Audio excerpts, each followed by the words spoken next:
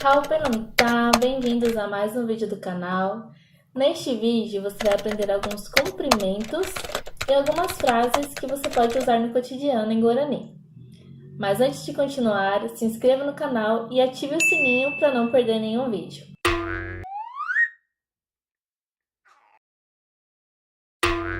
Vamos começar então.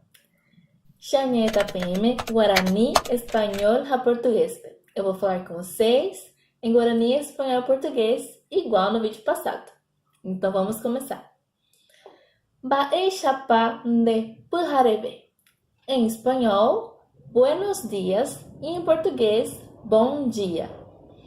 Bae chapa de caro. Em espanhol, boa tarde, e em português. Em espanhol, buenas tardes, e em português, boa tarde.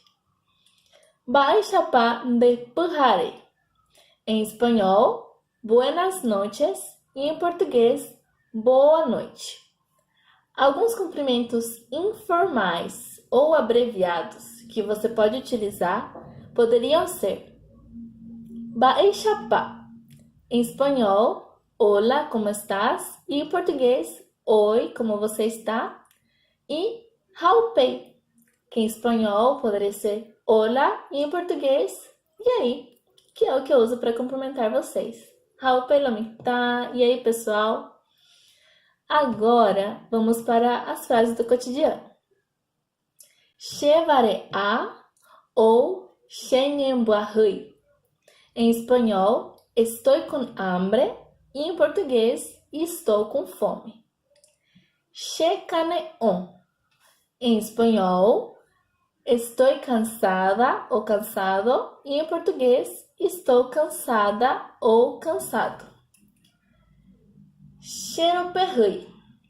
Em espanhol, estou com sueño, e em português, estou com sono. A.